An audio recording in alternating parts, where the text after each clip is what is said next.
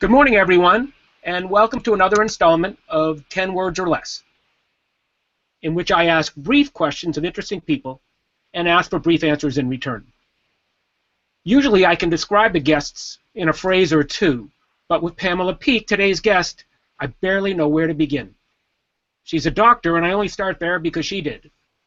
She's also an assistant clinical professor in medicine at the University of Maryland. She was a Pew Foundation scholar in nutrition and metabolism during a postdoc fellowship, and she was the first physician to be a senior research fellow at the National Institutes of Health Office of Internal Medicine. That ought to be enough, but she's also WebMD's lifestyle expert, chief medical correspondent for Discovery Health Television, and, oh yeah, a New York Times best-selling author, whose latest book is The Hunger Fix, the 3-stage detox and recovery plan for overeating and food addiction.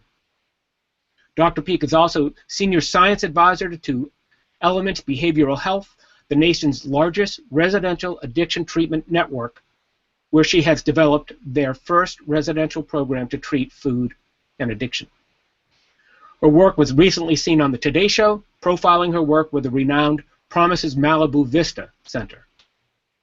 I should also mention, although it's barely a hill compared to all these mountains, but Dr. Peeke has blogged about me in my book, Fat Boy Thin Man, a couple of times, and we recently had dinner with other friends at the recent food addiction conference sponsored by the University of Massachusetts Medical School.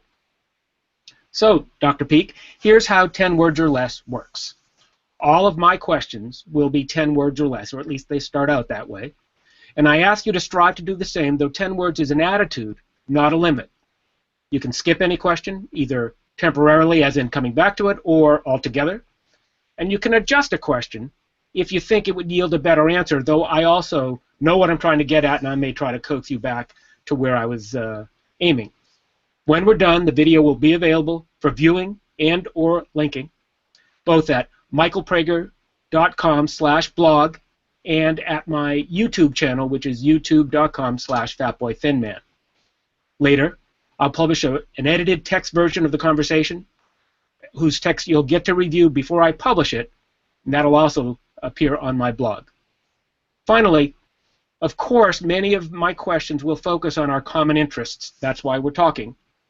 But some are purposely open-ended, and I invite you to answer those beyond the tunnel vision that the other questions might encourage. So I usually start in the same place every time, but first I have to ask, don't you ever get tired? I mean, you're doing so much. They say that if you love what you're doing, you'll never work a day in your life. And that's me. I've got a lot of energy, Michael, and I was blessed with passion for what I do. And the whole issue of helping people, especially within the realm of the healing arts, has always been near and dear to my heart. So, yeah, I get tired, but it's a cool state of tired. Gotcha. So here's where I usually begin. As I said, we've had dinner. I get email from you. You know, there are an untold number of places that I could get this information, but I always like to ask directly. It's a tick from my days as a print journalist. Please spell your first and last names as you would like them to appear. Pamela, P-A-M-E-L-A, and the last name is Peeke, P-E-E-K-E. Thank you. Born, when and where, please be specific. Okay, so the when will never be described, but it will be, I am a woman. Come on, cut me some slack here. But I'll tell you one thing, I'm a senior Olympian, so that means I have to be over 50. I was born in San Francisco, California. I am a Californian.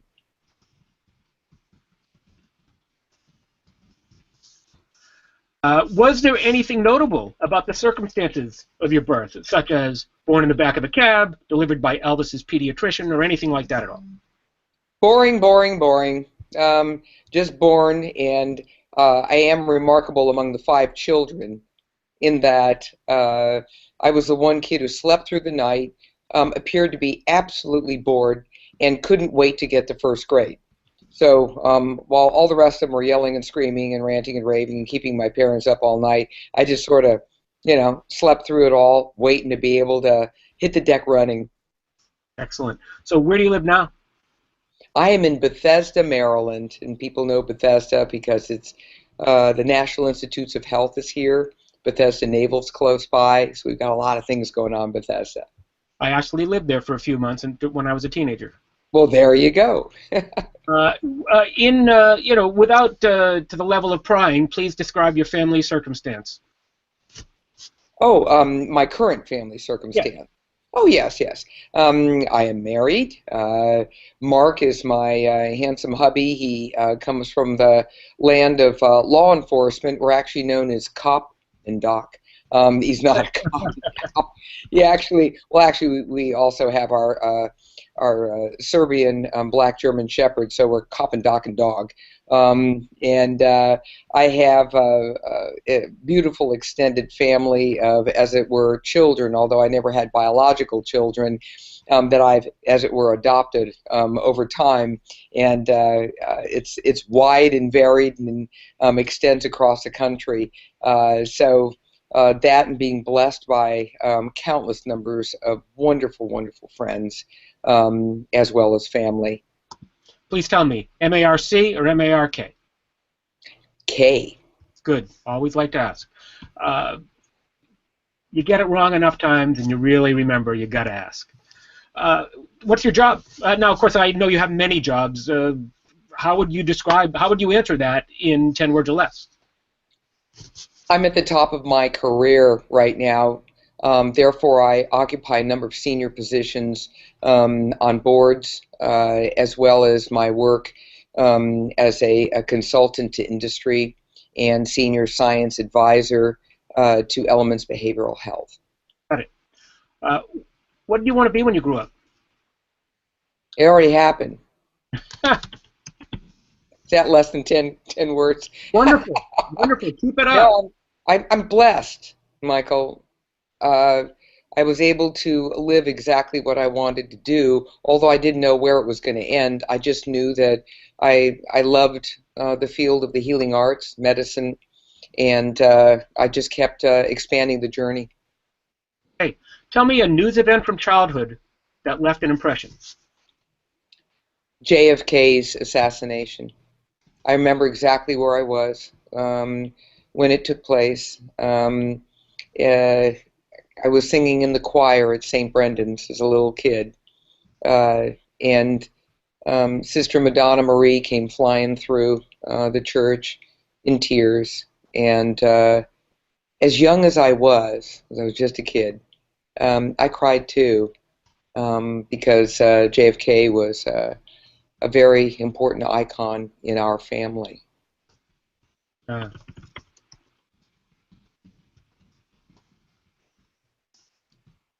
What was your first paying job? That would be with my parents.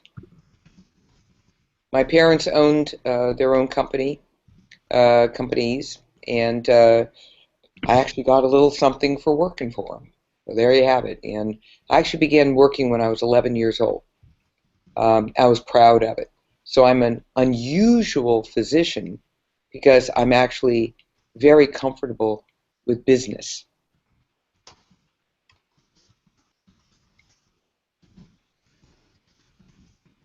What were you doing? What physically? I helped keep books. Okay. And so I was very good with numbers and spreadsheets and ledgers. And so 0 equals 0 was my middle name.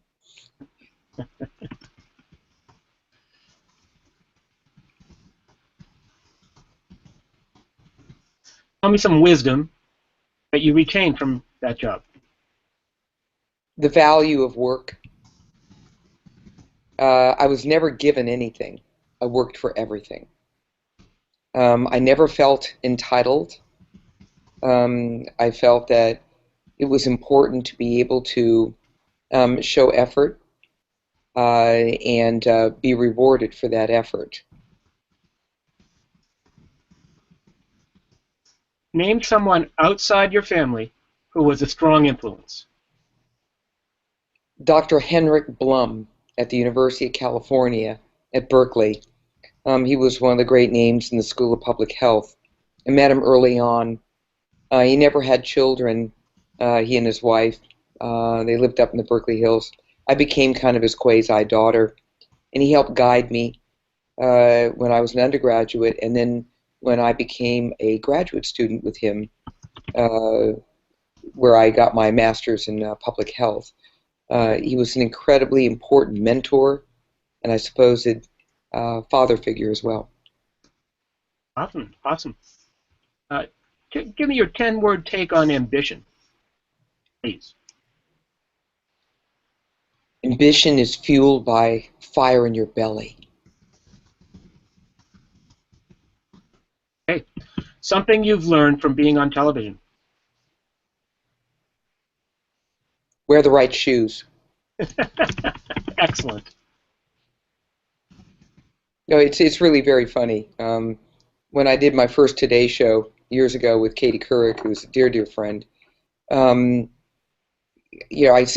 was working so hard to make sure to get the science down. We were going to talk about the science of boredom with the two people on this planet who were the least likely to be bored, but and turns out boredom's just a form of stress. So here I am working on all this science, great sound bites, knowing it's a 5-minute segment, etc. And when I waited to see what the feedback would be, when they do commentary and back and forth, instead of saying, these were brilliant comments, and they said, obviously I did well with that, they said, killer shoes. Where did she get those shoes? I thought, now just a minute now. Where are our priorities? That's multimedia for you. So it taught me a long time ago that especially as a woman, not a man, but as a woman, you're a package deal. I hear you. Thank you for sharing that. That's really valuable. What's Dr. Oz really like? I've known Mehmet for years. He and I were both initially started as talent with the Discovery Channel. He is a kind, gentle, smart physician. If I were one of his patients, I'd feel incredibly lucky. And it was always a pleasure working with him.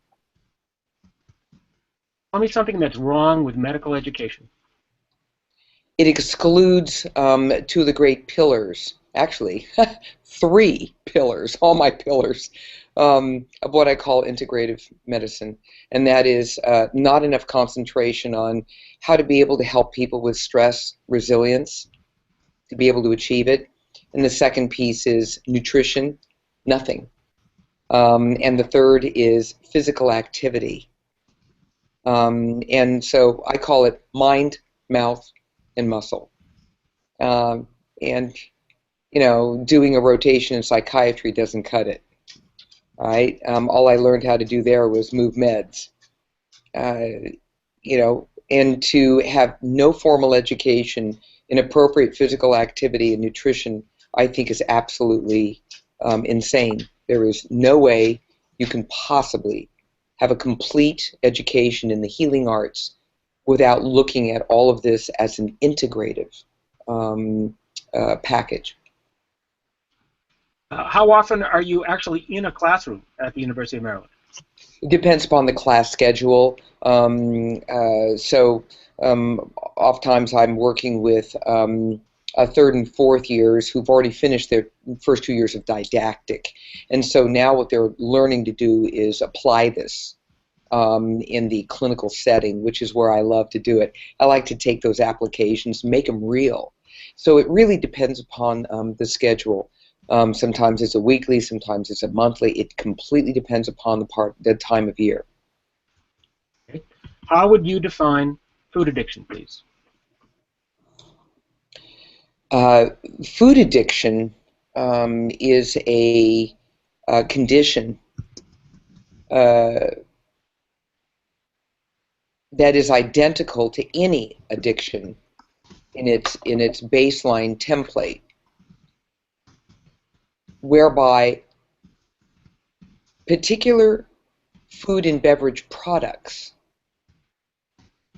in vulnerable brains cause organic changes in the reward center in the prefrontal cortex, as well as behavioral changes, leading to the vicious cycle of addiction. These foods are commonly referred to as the hyperpalatables, sugary, fatty, salty food combinations, although, frankly, it could be any food.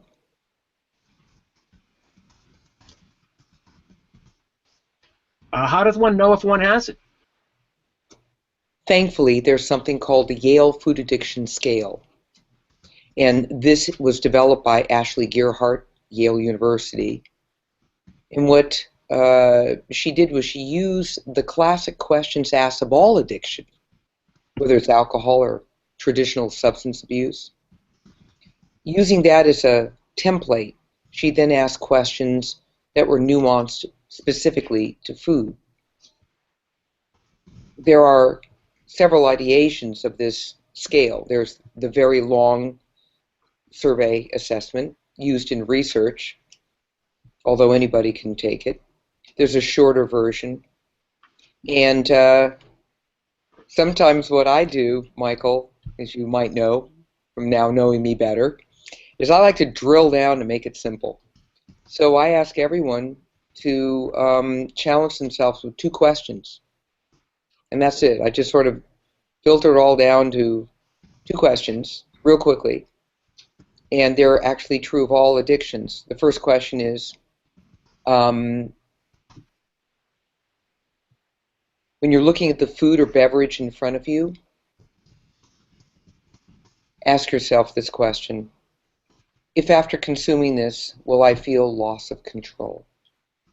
Second question: if after consuming this, will I feel shame, blame, and guilt?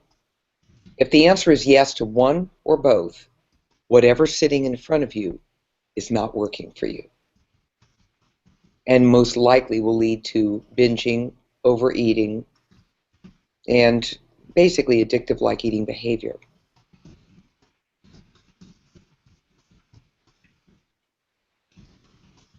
Do you have any experience with food addiction personally? Absolutely. In my book, The Hunger Fix, it's almost un-American not to have some problem with the hyperpalatables.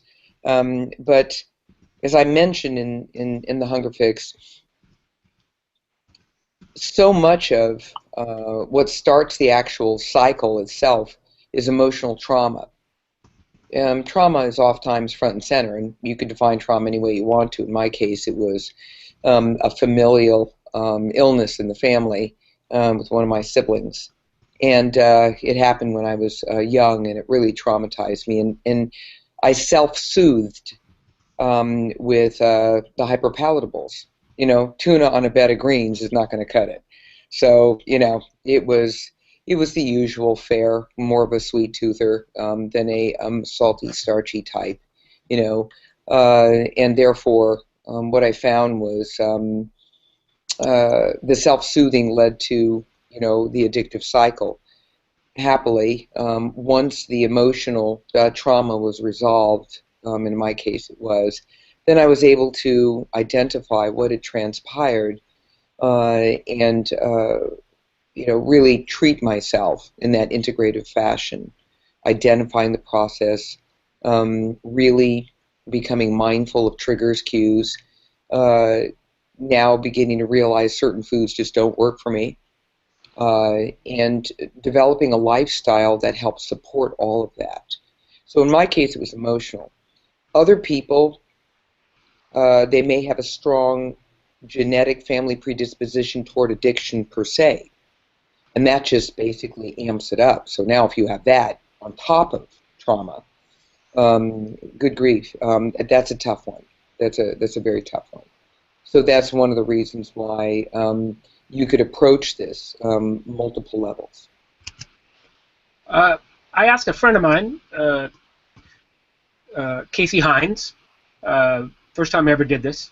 If she had a question she'd like to ask you, she's an advocate. I think she's definitely in the West Coast now. I can't remember, L.A. or Seattle, or maybe some other place in the West Coast. But fabulous advocate in some of the areas that we're talking about.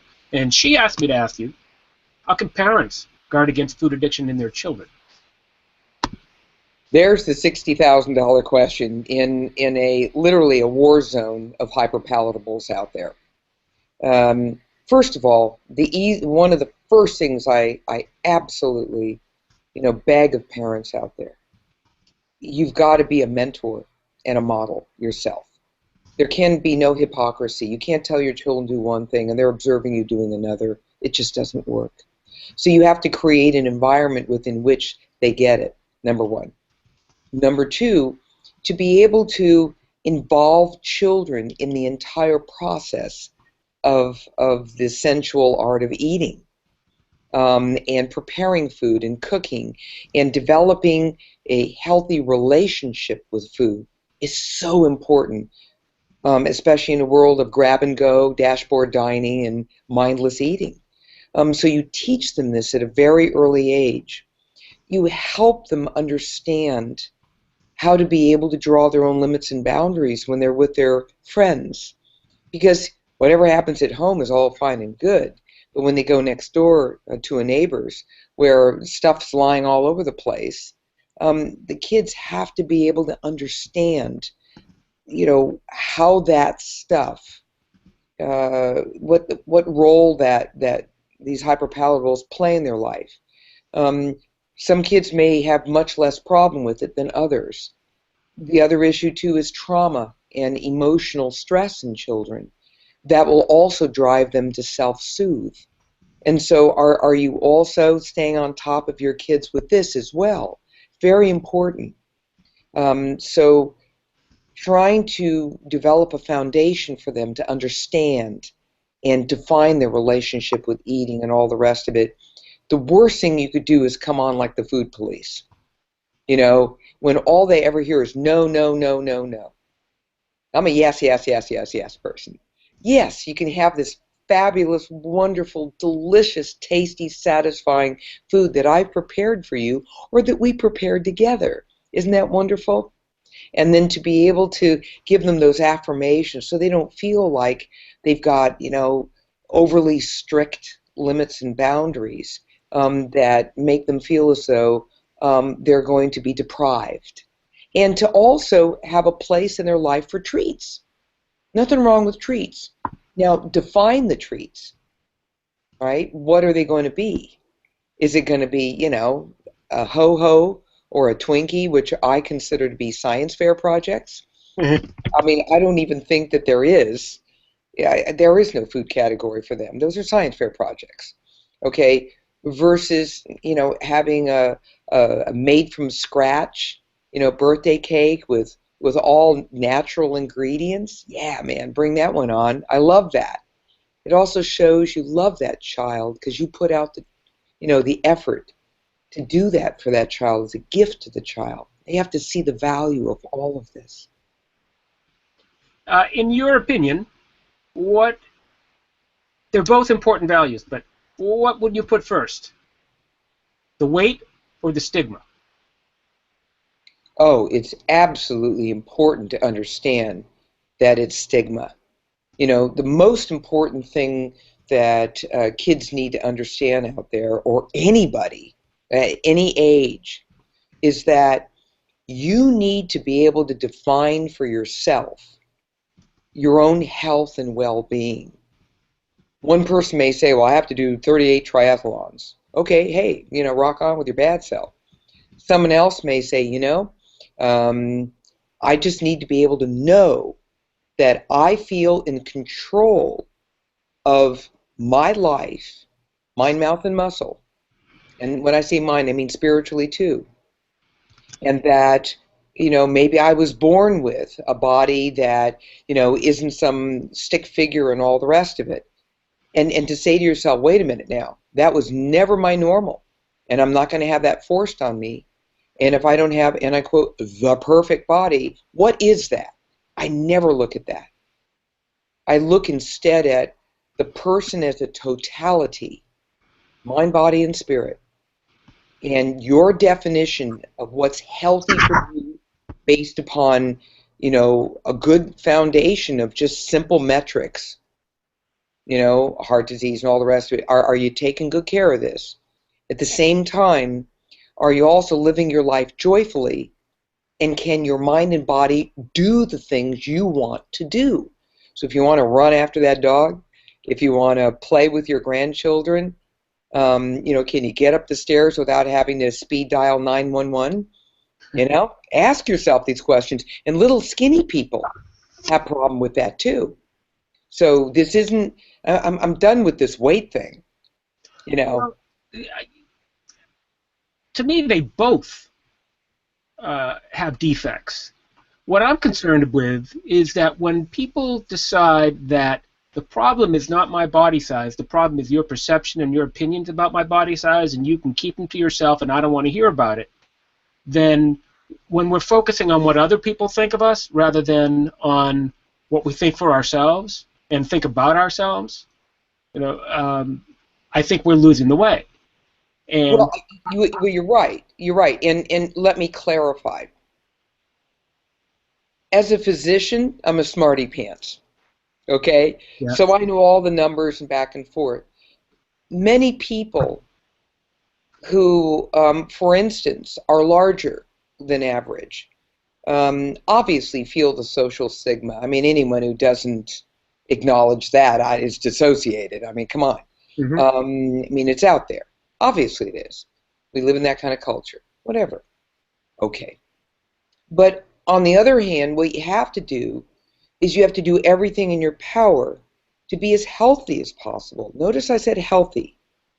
And healthy means let's look at you individually, honor who you are individually, and let's not be fooled here. Now, clearly if you have issues and familial issues in terms of diabetes, heart disease, and all the rest of it in your family, come on, let's get real. You got to deal with these things, especially if they're showing up on paper. On the other hand, what if all your paperwork is absolutely so far so good, right?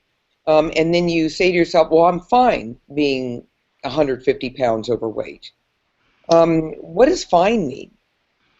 Okay, let's talk to your knee joints, your hip joints, your back. Let's talk to other issues that involve your ability to be able to ambulate, do what you want to do, and at the same time, are you really maybe a ticking time bomb? What's good today may not be so good tomorrow. We already know that in women, if you carry too much weight, period, that you're at much higher risk for breast cancer. So maybe you're okay right now, but something's percolating. All these things go in my mind. I'm a physician. Can't help myself. So what I ask people to do is first look at mind, mouth, and muscle. Are you getting enough appropriate physical activity? Are you getting up and moving? And are you doing it in a way that hopefully is joyful and involves some pleasure too? Walk your dog, even if you don't have one, And when it comes to nutrition, do you really feel in control? You honestly feel in control? Are you really taking care to nourish yourself with whole foods and paying attention to all of that? That's important. And then sometimes you have to sit down with an expert to understand what your relationship is with food. And then how do you deal with stress? Are you still self-soothing? Are you involved in self-destructive behaviors? These are important questions that have to be addressed when you're looking at the totality of your own health and well-being.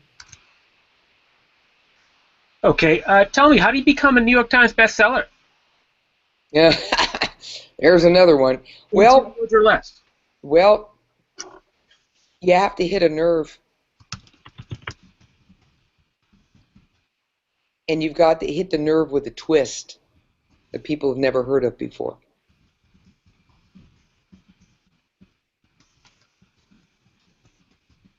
Excellent. What's the best part about being an author? Blessedly, I'm a writer, and so are you. So you know the feeling.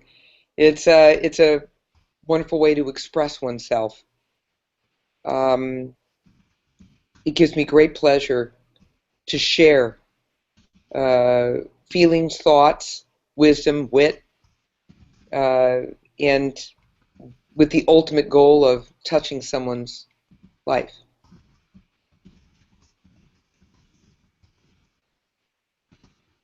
Yes, I'm not yet a best-selling author, but I had reason, not just strolling down memory lane, to read some of the comments people had read.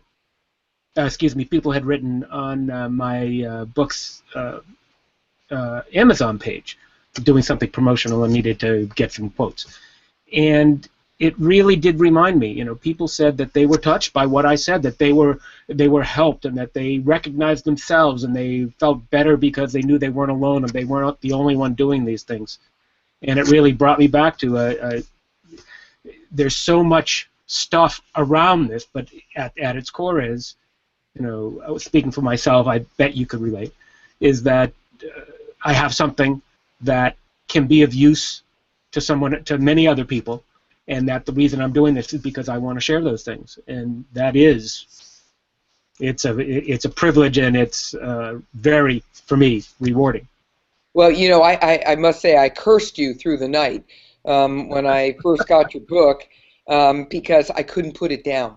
Thank you. And it was so beautifully written, and you are exceptionally talented, and I've told you this a million times, that after, what I did after that first night of no sleep, thank you very much, was I decided to cut it up like carrot cake.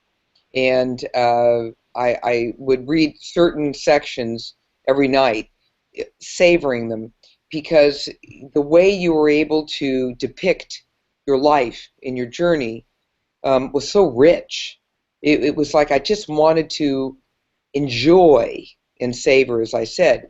And of course, I'm going to say it one more time. You know what I'm going to say. Your follow-up book on now 23 years later, right? Yep. The secrets of how you've been able to achieve this extraordinary place in your life.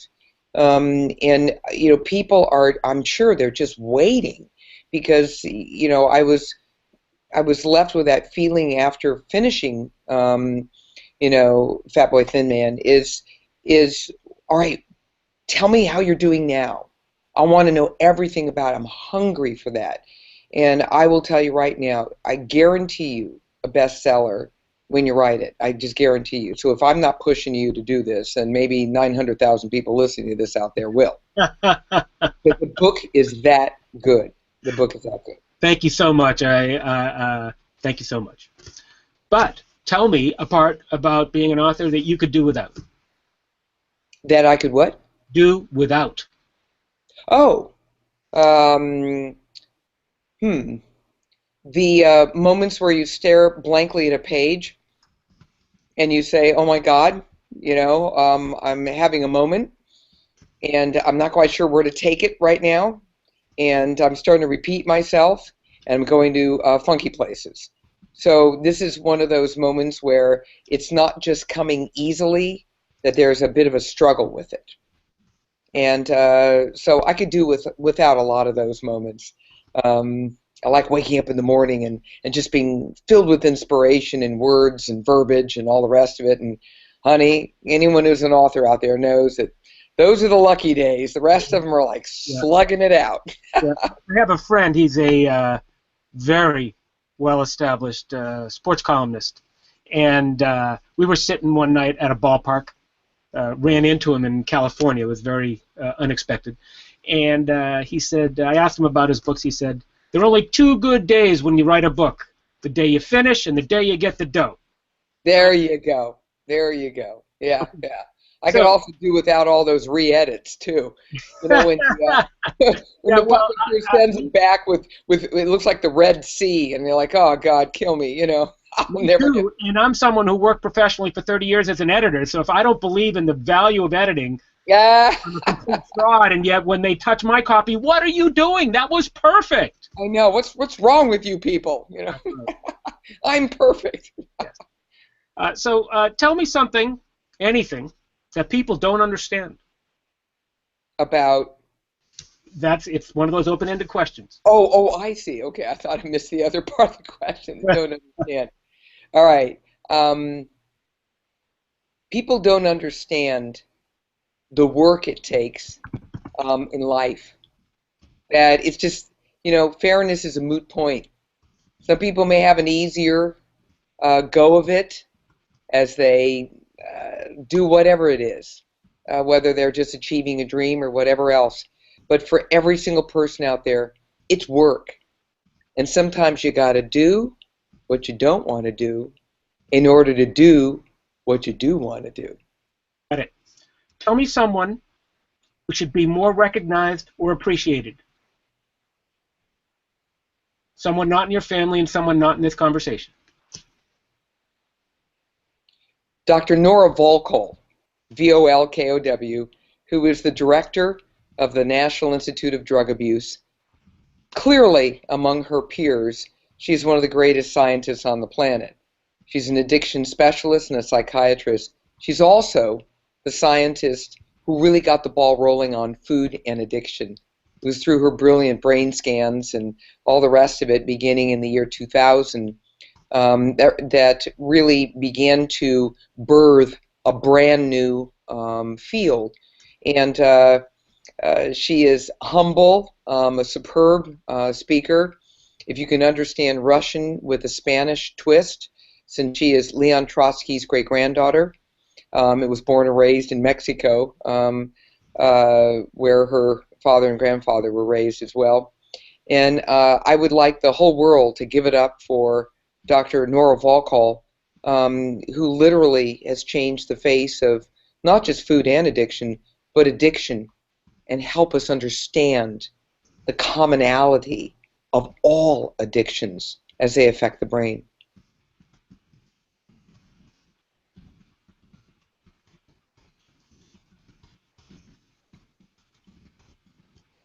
Tell me someone who's overrated. Dr. Phil. Oh my goodness gracious. It's just people out there who make it sound too simple. This incredible journey of life, and it's the and simplistic answers and the kind of cliched tough love stuff.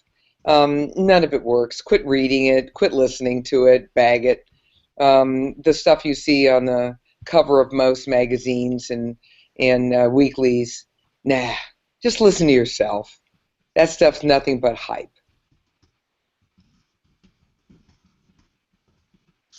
Okay, here's the last question. I often end with this one. You have the floor. People are listening. Tell me something that you wish everyone would just get it right. I want everyone to bag the diet mentality. I want everyone to bag the quick, easy fix thing. Name one thing in life that was worth doing that was quick. It all involved work, effort, reward, joy, happiness, but it was a patient, gradual process. Every single mechanism in the human body was based upon this. Stop looking for short-term, quick fixes. It's not going to happen. Instead, enjoy and embrace every single breath you have. You define your normal for health and well-being. Stick to it. Be proud of it. Quit listening to all those other voices. Bag them. Live authentically. Excellent. Excellent. So among all the people, I've done this kind of interview 3 dozen times, 4 dozen times. I have to say you have ranked near the bottom in the not counting 10 words part. I'm terrible at that. I'm sorry? I'm terrible at that. Yeah, if you know of Dr. Deb Burgard, who's in Northern California, she will forever provide the well, until someone else tops it, the limits of 10 words or less on the opposite end. But you came close. Luckily, as with her, it was an engaging and delightful conversation. I learned a lot, and I appreciate the time you spent here with me this morning. I have to say, I'm also grateful for your saying those things that you said about my book. Very nice of you, and I'm glad that you enjoyed it. And as I said, I will be in touch with an edited transcript of our conversation, and I will just run it by you to make sure you don't think that I left out any important stuff or something that would mislead people about what you really think. I have no desire to do that. And once you're okay with it, then I'll publish that, and I'll let you know when I do. Awesome, Michael. And I'm waiting for that next book. Yes. You know, I'm going to be relentless with this. Relentless. If I have to, listen, I'm going to challenge you. I'll co-author it with you if that's what it takes. Again, very kind of you. Thank you. Thank you. All right. All right, everyone, thanks for tuning in. I hope you enjoyed the conversation, and until next time, good morning.